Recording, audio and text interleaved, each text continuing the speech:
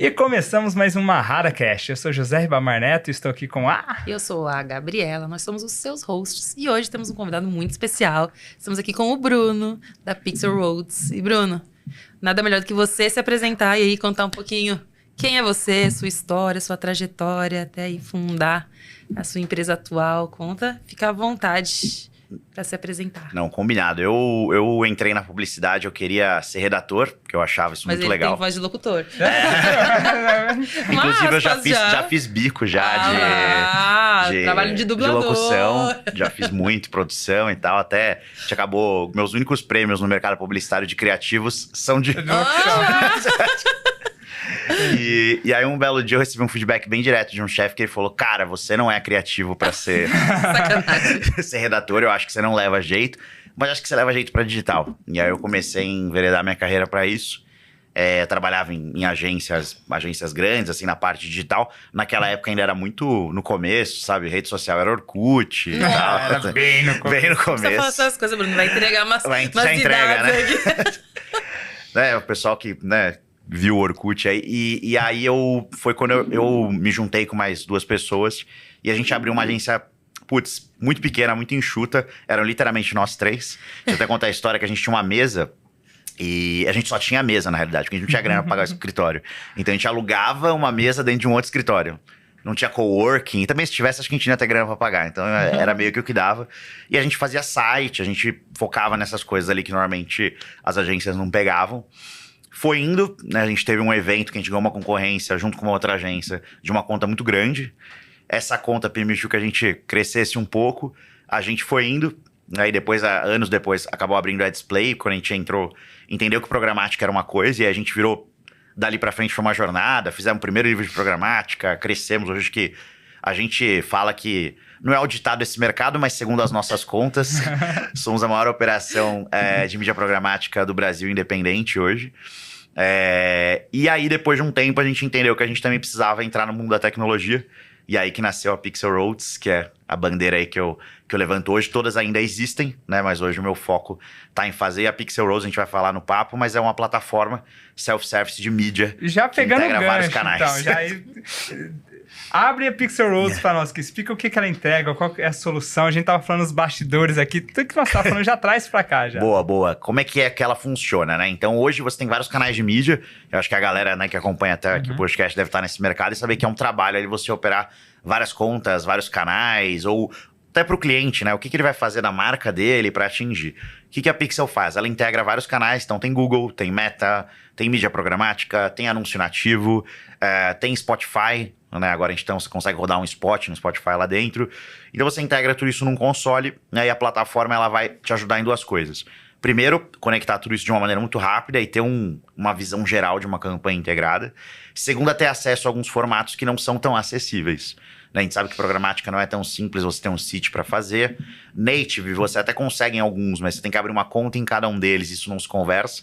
E aí até a gente criou um produto que é o Native 3.0, que ele se integra com as principais redes, então MGID, Taboola, o próprio Wall, né, que tem uma parte native legal. E a gente tem uma IA nossa que vai entendendo onde que a plataforma está indo melhor ou pior naquela campanha e vai otimizando em tempo real. Então, o cliente ele cria uma campanha, um processo de duração de, 3 minutos, ele preenche um formulário, até o criativo a IA já faz para ele, e aí ela começa a rodar sozinha. Um dado importante, né? O pessoal acho que não tem ideia de qual que é o mínimo para investir hoje numa programática, quando a gente sai fora, por exemplo, de uma plataforma igual a Pixel Roads. Dá alguns contextos, assim, por exemplo, comprar um pack lá do Google. Não, perfeito. Acho que até uma história legal, que lá atrás, né, quando a gente começou em programática, você tinha que comprar as licenças, né? E aí eu lembro que a primeira licença, quando o Edu, que é meu sócio até hoje, falou, cara, vamos abrir vamos olhar o preço da licença. E aí, assim, a do Google, sei lá, tem um comprometimento de investimento, né? Eram $300 mil por mês. Falei, aí vai ficar meio puxado, né? Aí a gente achou a mais baratinha, que era 600 mil por ano. A gente tinha os 600 mil? Não, mas parcelava, né? Então a gente falou, então, a gente tinha uma parcelinha de 12, a gente não tem dinheiro ainda pra pagar, mas a gente tem 12 meses pra correr atrás dessa parcela. Claro. E aí a gente pedalou a parcela, o resto é história, deu certo, mas... Então, normalmente são valores altos, né? Com as trading desks, por exemplo, a Display, esse valor ele desce muito. Então, o cara que tiver entre 10 a 15 mil reais para fazer em programática já consegue veicular. Só que a gente sabe que a programática ela vai ser ali 20% do plano. Se o cara é muito awareness, aí tudo bem, vai ser a maioria. Então, para o cara gastar 10 mil reais com 20% do plano, ele tem que ter pelo menos 50 mil de verba no mês, que a gente sabe que não é uma realidade. Na Pixel, né, uma campanha a partir de 500 reais, o cara consegue rodar. Então, a gente usa todas as nossas negociações de volume para que o cara, independente do valor que ele tem naquele momento, ele consiga ter acesso a todas as audiências e fazer tudo bonitinho. E dando um passo para trás, para quem está acompanhando, mas não está muito nesse mercado, né, e que precisa entregar resultados, às vezes está dentro de uma empresa, ele está contratado para montar esse plano, contratar uma agência. Explica um pouquinho mais sobre o que é a programática. Boa. É uma coisa que é bem recorrente, porque ela é nova, né, e ao mesmo tempo ela é complexa. Mas o que acontece, né? A programática ela tem uma tecnologia que a gente chama de RTB, que é uma sigla para Real Time Bidding, que é um leilão que ele é tão rápido que ele é em tempo real. E como é que funciona? Uma analogia que eu gosto de usar é que, por exemplo, a cada piscada, né, o tempo de uma piscada que é muito rápido, ocorrem de 6 a 8 leilões. Então, são muitos leilões. E aí, imagina que a gente tem uma máquina do tempo, a gente está entrando aqui na wall, só que a nossa máquina do tempo, ela desacelera o tempo. Então, sabe aquele intervalo milésimo de segundo que a página fica branca e carrega? A gente está não carregou ainda. O que vai acontecer? Né? O algoritmo ali da programática, ele vai tentar ler quem está entrando no site e falar, putz, é o Neto. O que eu sei sobre ele? Pô, o Neto é um cara que gosta disso. O Neto é o cara que gosta de relógio smartwatch. E aí ele vai fazer um perfil do que ele sabe do Neto e vai ver quais anunciantes que ele tem ali que gostariam de acessá-lo. Do outro lado, a gente tem um robô vendedor do UOL, que vai analisar e falar assim, cara, o Neto é um cara legal. Menos de 12 reais no CPM aqui, eu não aceito. E esses robôs vão negociar. E aí, quando a negociação acontece, dá certo, esse banner vai ser impresso. Então, quando a página carrega, aqueles anúncios que estão sendo carregados, se carregados de maneira programática, passaram por esse processo em milésimos de segundos. Assim, até uma coisa é tão absurdo que até eu me surpreendo. Esses dias um cliente pequeno lá da Pixel, né, que tem uma verba menor, eu fui olhar quantos leilões ele participou em um dia. Não quer dizer que ele ganhou todos, né? Mas quantos que ele participou de 40 mil leilões. Então, assim, é um negócio muito dinâmico. E aí o que a programática faz, ou o que a gente faz do nosso lado, é operar esses robozinhos e tentar deixar isso o mais simples possível para quem tá do outro lado e o cara pensar em, putz, quem eu quero atingir, como e quanto dinheiro eu tenho para fazer isso. E basicamente você faz todo esse trabalho super segmentando. Então você consegue ter uma maior eficiência de um investimento. E eu até ia trazer esse ponto linkando. Uma das coisas que eu gosto muito de programática, que eu já troquei com você, é a super segmentação. Conta um pouco mais para nós da capacidade que a gente tem na programática ali com a Pixel Roads, que a gente não tem, por exemplo, em Meta, Google, enfim. Legal.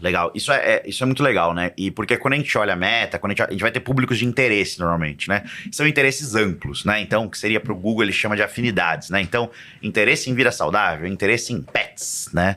Você vai ter o Google, ele vai entrar um pouco mais e vai ter o in-market, que eles chamam, né? Que é as categorias de pessoas que buscam alguma coisa no mercado. Então, de Honda, pessoas que querem comprar um Honda. Ou serviços de publicidade, que, né? O que a gente faz aqui, pessoas que estão buscando isso. Na programática, a gente tem os terceiros, que são pessoas que podem fornecer esse dado. Então, por exemplo, uma vez a gente queria impactar pessoas que estavam indo para a AgriShow, que é uma feira do agro. Acho que é a maior feira de agro que tem, né? Legal.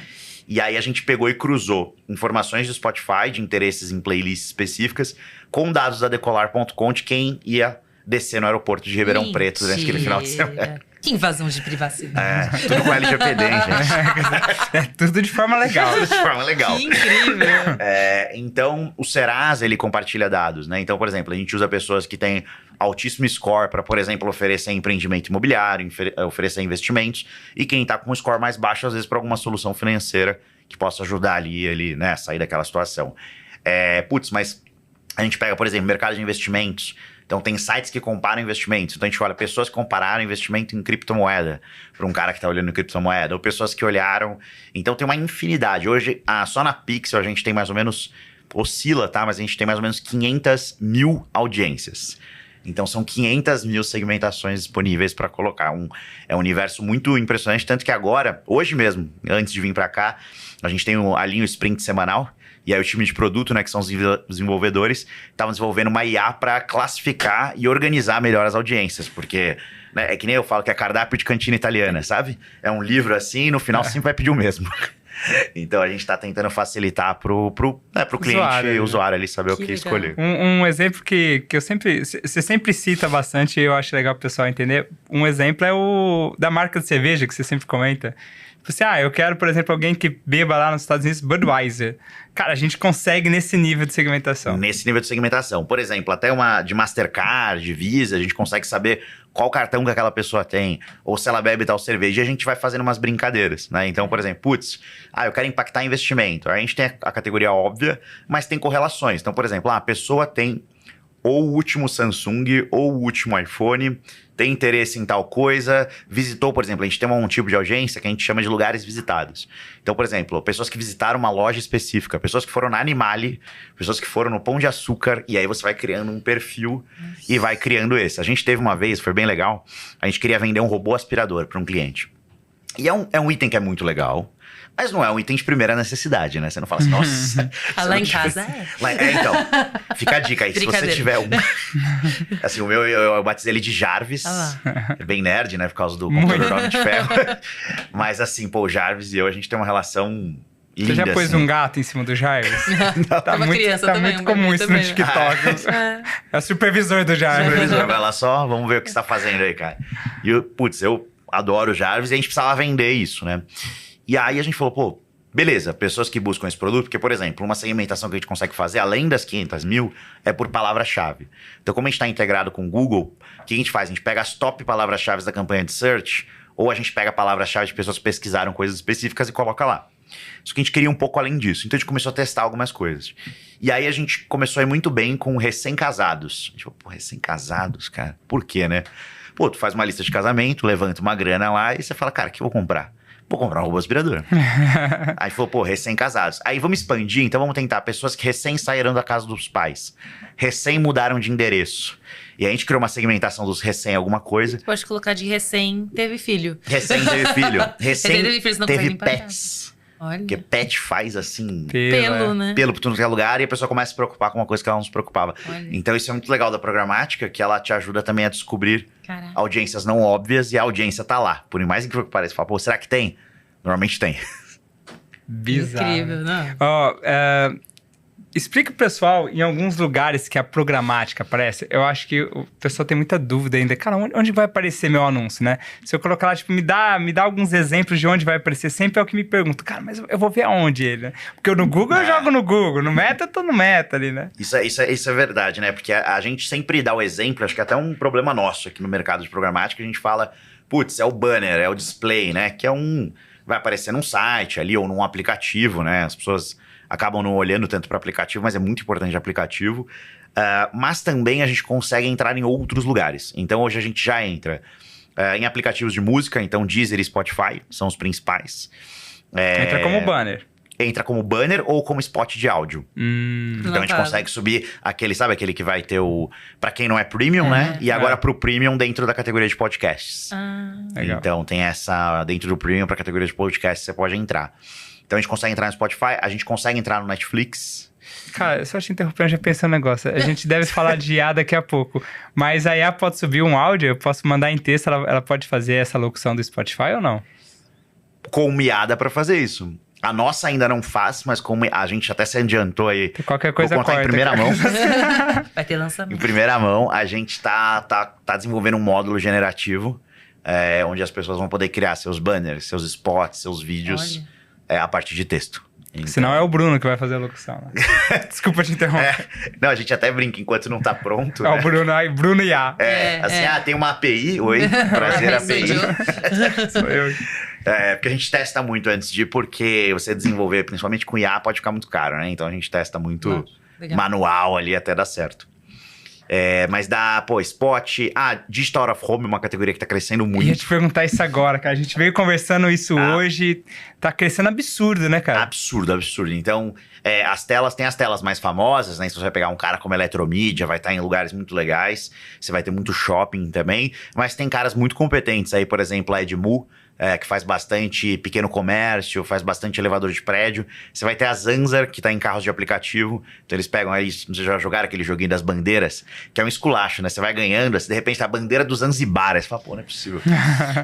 Então a gente consegue entregar lá com eles. A gente agora, eu tô em negociação pra gente, acho que nem existe essa categoria, mas a gente quer lançar, que é precisa ter um nome só mais friendly, né? Mas seria Mobile Digital Out of Home, que basicamente é pontos de Wi-Fi, né? Então, um aeroporto ali que o cara tá com uma baita numa atenção, você fornece conexão e aí você tem milhares de telas de out of home na mão das pessoas. E a gente nunca parou pra pensar nisso. Então, estamos em negociação aí com a galera do Wi-Fi, que tem uma questão cultural, né? A gente quer ser o meio, o canal, o marketplace. Eu não quero ser a fonte. Eu quero trazer as fontes legais para estarem com a gente.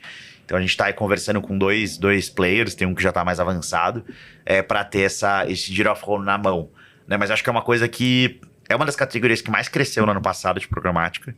E eu acho que esse ano aí tende a... Out of Home. Out of Home, Demais. Eu tava conversando com ela no elevador na hora que a gente... Sério? Que eu falei assim pra ela, ó, tá crescendo demais. Eu falei da eletromídia também. Eu já acho absurdo de potência. E o legal é que ficou digitalizada.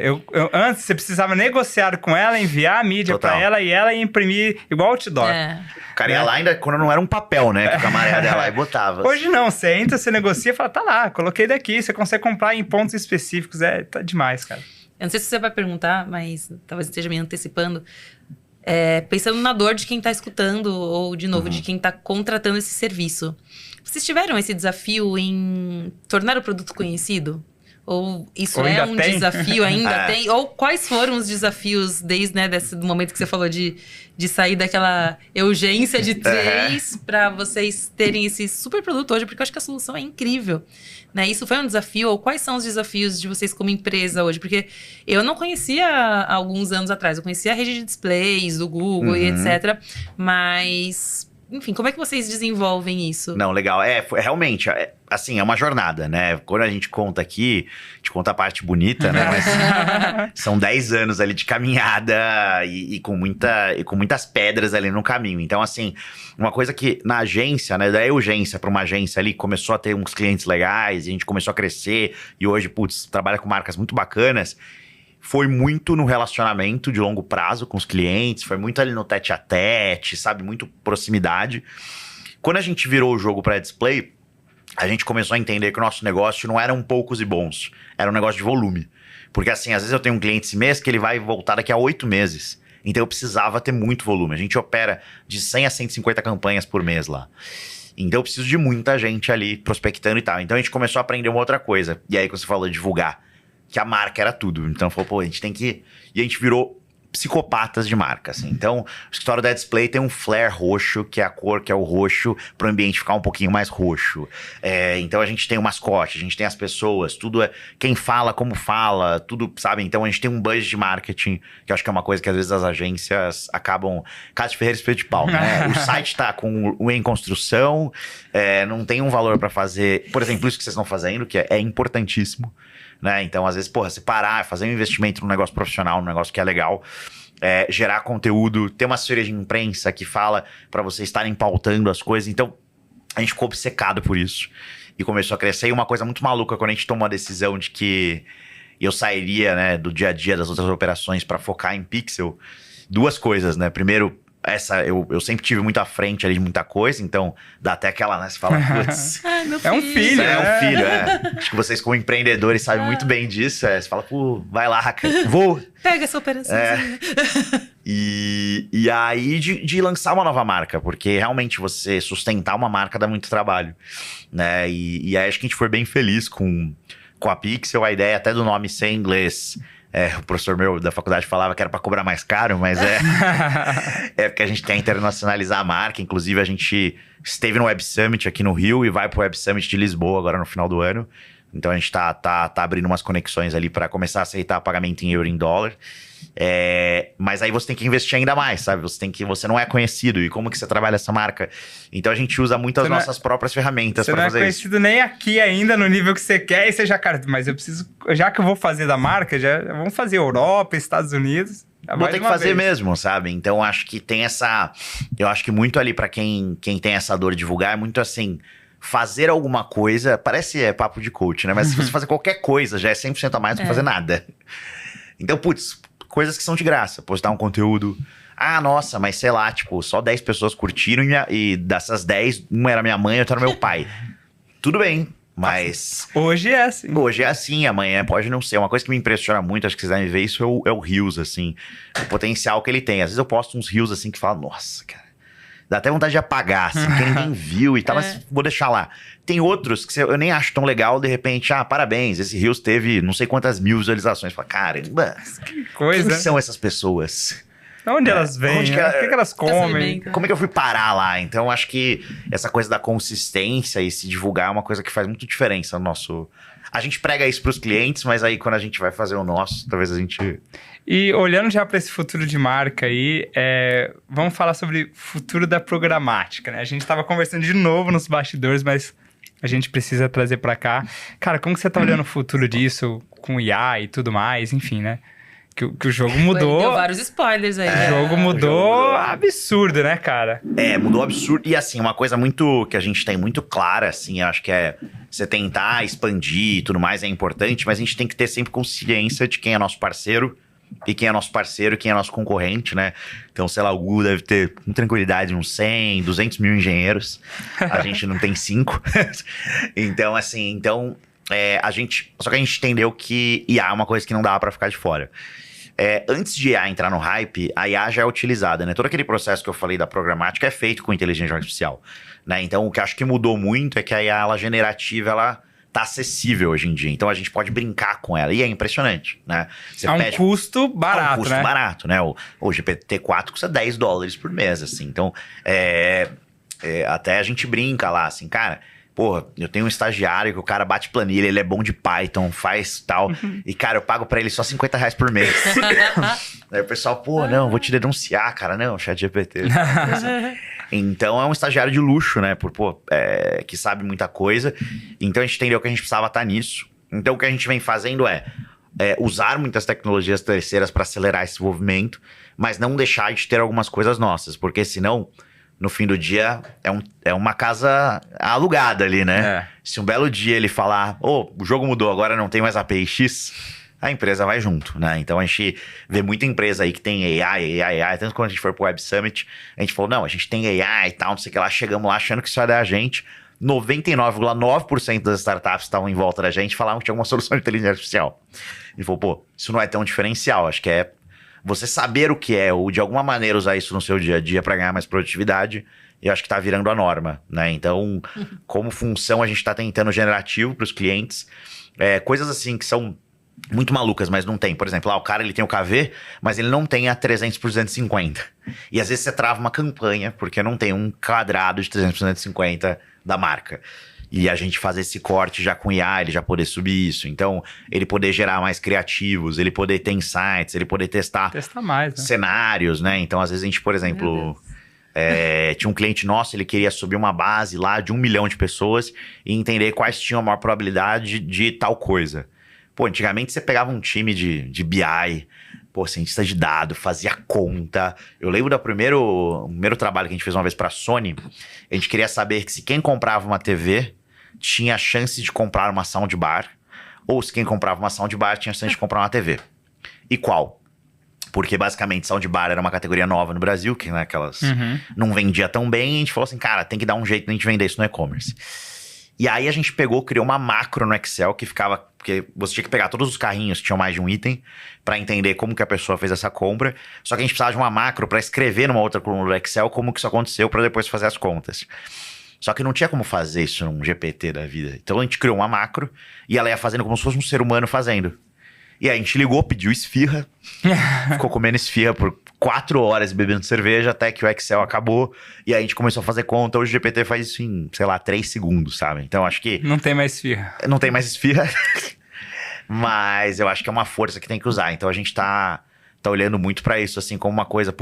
a gente tem que fazer. De alguma maneira. Eu acho que todo mundo pode fazer, né? A gente falou, o preço é muito acessível, né, cara? Assim, sabe? Não tem os R$50. Tudo bem, tem a versão gratuita, que é super potente. E que, assim, da gratuita pro premium, claro, mudam coisas, mas assim, acho que não é... Mas pra você que tá começando, você tá no zero, já vai mudar na gratuita. Já vai mudar na Já é gratuita. um estagiário de luxo. Depois Já você é entender estagiário como de luxo. funciona, você foi pra assinatura pro GPT-4 Omni, né? Acho que é o Omni. Aí você fala, cara, que diferença, que eu tinha numa carroça, mas você precisou passar pela carroça, não tem como. Senão você não vai aprender, você não vai testar, então eu acho que, putz, a gente tá... Eu, pessoalmente, assim, putz, revisão de contrato, um negócio que eu odeio fazer, assim. Cara, eu pego, boto os dois, subo dois PDFs, buscar diferenças entre os dois documentos. Aí, pum, pum, pum, pum. Eu já vejo se o cara alterou o que eu pedi, se não alterou o que eu pedi. Então, assim, claro, tem coisas que... O bom senso, né?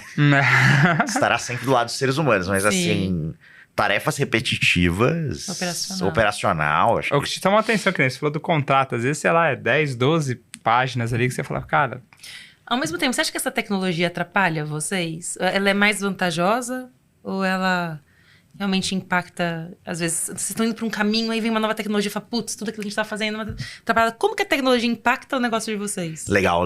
Isso é uma coisa muito importante. A gente tem a gente chama um backlog, né, de tecnologia, onde a gente tem uma fila do que a gente vai fazer até o final do ano, né? E a gente é muito bom em desrespeitar essa fila. Só você? O planejamento, ele existe para ser desrespeitado, mudado. É tipo quando você acorda mais cedo do que você deveria para um compromisso e se atrasa com calma, sabe? Adoro. Então, assim, a gente é muito bom em desrespeitar isso. Então, a gente... É porque é muito rápido, é um negócio de vocês que é muito rápido. Tudo muito rápido. Então, agora a gente tá trazendo um novo PO. E o trabalho desse cara é ser um zelador de condomínio, assim, sabe? Ah, legal, a gente queria legal, mas a prioridade é tal, não vai rolar. Então, acho que colocar um pouco o nosso pé no chão, então isso atrapalha um pouco. Até porque, como dentro do grupo, né, a gente é a parte de tecnologia, todo mundo que já é uma coisa legal, falou, pô, olha que legal, vocês podiam fazer isso. E super a gente podia, mas dali pra virar realidade é bem complexo, né? Então, às vezes, a gente não sabe se vai demorar uma semana, se vai demorar um mês, ou vai demorar meses. Né? Então, porque você começa a chegar em problemas que não tem tutorial. A gente chama que são problemas de borda, né? Então, são coisas que estão na borda ali da...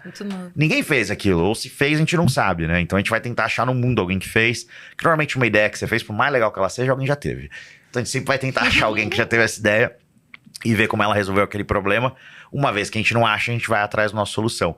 E aí, uma coisa que acontece, que é um problema que a gente tem, às vezes, por exemplo, você vai resolvendo um problema, e aí lá pra frente, chega uma tecnologia nova e fala, vamos fazer isso, legal. Só que isso quebra tudo que você fez lá atrás. E aí você tem que consertar. Por exemplo, agora nossa lógica é de audiências. A gente tava falando de Store of Home, né? Então agora a gente tá tendo uma lógica de telas. Só que telas não são audiências.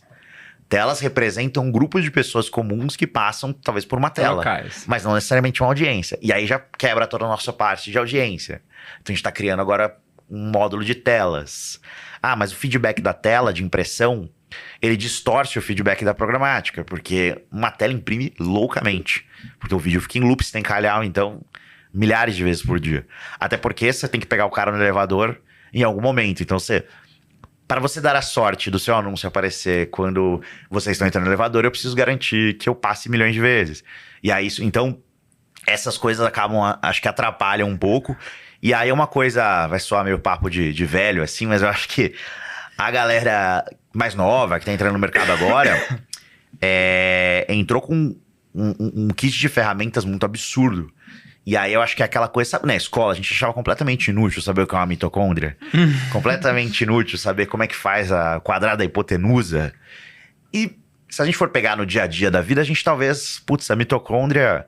Sei lá, o único cara que eu conheço que continua usando isso é meu pai, porque ele é biólogo. Né? Do resto. Mas de resto... Mas é importante a gente saber como as coisas são na raiz, sabe? Porque senão, o dia que a máquina dá pau, o dia que a internet sai fora do ar, a gente fica meio... Caraca, sabe quando acaba a luz em casa? Você não sabe o que fazer? E agora? Normalmente a solução você fala, você até conversa com quem tá lá, né? Você fala, nossa, pô, bater um papo aí. Tá aqui? Você tá aqui, mas então acho que atrapalha, assim, às vezes. Então a gente tem que... Cara, pé no chão, sabe? as Out of Home ainda não tem câmera com Python lá mapeando as pessoas passando, não? Ainda não, mas tem um teste muito legal. O Google ele tem uma tecnologia que chama TensorFlow, que é uma das bases para você treinar IAs, né? E aí a galera na internet faz várias gracinhas com ela, porque ela é um IA mais fácil de programar. Tipo, colocar ela pra jogar Super Mario, aí ensinar ela a passar todas as fases. Porque uma vez que a IA ela aprende, ela nunca mais erra, né? Gente. Então, por exemplo, a IA demorou, uma que eu vi lá, foi um indiano, ele treinou pra primeira fase do Mario, demorou umas 8 horas de treinamento. Você fala, pô, uma criança com mínimo de coordenação motora passa aquela fase em 10 minutos. A criança não erra a segunda. Só que a criança pode errar, a IA nunca mais vai errar. Tinha uma competição lá, humanos contra robôs, né? Que eles faziam vários joguinhos. Lógica, xadrez e tal. E aí um ano os robôs ganharam. Cancelaram a competição, porque não tinha mais sentido. Porque não tinha mais como superar eles, porque eles já tinham chegado num nível que era muito absurdo. Ele vai aprendendo com a gente. Ele vai aprendendo com a gente, cara. Então... Pô, até esqueci, até falando do local, eu falei de câmera. Na câmera, lembrei. Aí o que acontece? Botaram a câmera lá, e aí eles fizeram um reconhecimento facial que olha o olho e olha pra onde o olho aponta. Então, se a pessoa olhava pro negócio, eles registravam, viu? E tudo na IA é por probabilidade, né? Então ele fala, tem 99% de chance desse cara ter olhado. Né? Nunca é um cravado. Ok, acima de 50% aceitável. Tá ótimo, né? A gente aceita tanta coisa que é tão absurda. E aí ele registrava se a pessoa olhou ou não. E aí, com base nisso, eles tinham essa métrica de view. Mas, por uma questão de privacidade... É quase o cliquezinho no site. Isso ainda é muito revisado. Por exemplo, a gente tá com relógios inteligentes. Se você autorizasse, por exemplo, o seu batimento cardíaco, a gente podia ter a métrica da emoção, né? Então entender ali se alguma coisa te emocionou ou não. Para, você tá me deixando... Já vai tirar tudo. Já falei de privacidade agora há pouco. Mas eu acho que assim, até... As infinitas possibilidades que tá trazendo aqui, de fato, coisas que a gente não pensou, né? Eu que nem falei da câmera do Python, beleza, algo que eu tenho conhecimento. Você falou do relógio, putz, nunca pensei nisso. Então hoje dá pra coletar muitos dados, mas eu acho que ainda bem que a gente tem leis globais de privacidade que protegem a pessoa e ela consegue entender o que ela tá compartilhando, por quê e pra quem. Apesar de a gente saber que, né, off the record, assim, mas acho que 90% das pessoas não leem os termos e condições que elas assinam. Eles estão lá. Eles pelo menos estão lá. Antigamente, eu lembro que a gente fazia muita análise de cliente e tal, com coisas que hoje, se eu pensar, fala, caraca, acho que isso era meio exagerado, talvez, mas era o que podia na época, ninguém achava que era errado. Então acho que as leis foram legais pra trazer. Mas assim, o que acontece? Uma vez que talvez seja um pouco absurdo eu ficar pegando se a pessoa olhou ou não e registrando a imagem dela, você ter sensor de movimento pra entender quantas vezes aquele painel teve alguém na frente, é uma coisa aceitável. Eu tive uma experiência que me marcou assim, eu tava viajando... Sensor de elevador que abre e fecha. Sensor de elevador que abre e fecha, exato. Sensor de porta, sabe? Então assim, isso não é uma coisa que você tá respeitando a privacidade da pessoa, porque você não faz ideia de quem é, mas sabe que alguma coisa entrou ali naquele elevador. Por exemplo, uma vez eu tava usando internet pública numa cidade, e aí eu tava andando na rua, e aí sabe esses anúncios de rua, assim, começou o anúncio do MailChimp. Eu falei, caralho, MailChimp. Mas eu pensei, pô, sei lá, era tipo Quinta Avenida, assim. Eu falei, anúncio do MailChimp, era Quinta Avenida, pô, os caras estão com dinheiro, hein? Aí eu andei mais um pouquinho, o outro virou MailChimp também. Eu falei, não é possível. Aí tava com a minha mulher, falei, Raíza, vamos até o final da rua. Ela, Bruno, pelo amor de Deus, cara. Eu falei, não, eu preciso ver isso. Acho que é a história acontecendo na minha frente. E aí eu fui andando assim e tudo foi virando MailChimp. E eu falei, caraca, agora eu tenho que descobrir como que eles fizeram isso. Aí ela falou, não, tal, não sei o que lá. Enfim, moral da história. Hotspot do Wi-Fi. Era um hotspot que eu tava conectado, como eu usava esse hotspot para conectar em outras coisas e autorizei coletarem meus cookies, eles estavam personalizando aquele out of home com base nessa informação. Parou. Não, e sabe o que é engraçado? Se a gente for falar de hotspot de Wi-Fi, cara, é antigo. É antigo, É antigo. Já se fala, cara, por que vocês não usam, por exemplo, um shopping? Por que você não tá utilizando para divulgar as marcas daqui mesmo, né, cara? Pois é. Básico. A quantidade, por exemplo, shopping, você tem a Geofusion, né, que é uma empresa especializada só em olhar mapa de calor. O que esses caras têm de informação de mapa de calor de shopping, de como que as pessoas entram, de como que elas... Transita. Já é um absurdo. Uma coisa que eu fiquei indignado, você chegar numa loja de roupa, por exemplo, que você frequente com uma certa intensidade, você dá o seu CPF e o cara não sabe absolutamente nada ali do seu... Sabe do que oferecer, do que você pegou da última vez, o que é legal. Aquela cor ficou legal, aquele... É muito maluco isso, assim. Então, são raros os casos que você pega o Pão de Açúcar, por exemplo, tem um case legal, né? Então, com base no que você compra e você usa no CPF, ele pega e faz ofertas específicas. Então, assim, eu posso rebaixar a Heineken a R$2? Posso, mas para todos os clientes vai ser um BO. Então, eu falo assim, Heineken, tudo bem. Eu sei caras que são viciados em Heineken aqui, né? Então, putz, o Bruno compra Heineken direto. Vamos fazer uma promoção com caras que nem ele? E aí passa um chapéu, faz uma ação legal. Nunca é só uma Heineken que o cara vai comprar, né? Exato. Nunca. Nunca só... Nossa, eu ia fazer um link aqui, alguma outra coisa e nós falamos... Ah, o Mercado Livre faz muito isso, muito bem. Senta, você pesquisa um produto específico, sei lá, um negócio pro cano de água. Daqui a pouco ele devolve e fala assim, meu, eu vi que você procurou isso daqui, mas olha o tanto de coisa pra sua casa que você pode, tipo, a ferramenta. Ele começa a trazer um compilado que fala, cara, olha, eu gosto disso. Eu também. Eu gosto de estar imerso. Eu falo assim, é legal, por isso que eu gosto de compartilhar alguns dados por conta disso. Eu falo, cara, tem hora que eu falo, compartilha, me mostra o poder. Porque tem coisa que eu não viria se eu não compartilhasse esse dado, né? E aí você tava falando de case aí, e eu queria te provocar a trazer um case, cara, que vocês rodaram lá, que seria legal você contar pra gente, enfim. Boa. Putz, tem muitos legais, assim, eu acho que tem um... Conta um monte aí. Contar aqui diferentes coisas. Um muito legal, eu acho que foi esse que a gente subiu ali, mais ou menos 1 milhão de clientes de uma etiqueteira, né? Que é o cara que ele é um intermediário entre o evento e o cliente. Então, quando você compra o ingresso, normalmente tirando a Time for Fun, que tem uma empresa que é a Tickets for Fun, que é deles também, normalmente toda a indústria vai usar uma etiqueteira que vai dar essa segurança, QR Code e tudo mais. Então, a gente pegou 1 milhão de clientes deles. E a gente começou a fazer brincadeiras com esses dados. Então, por exemplo, era um show de sertanejo.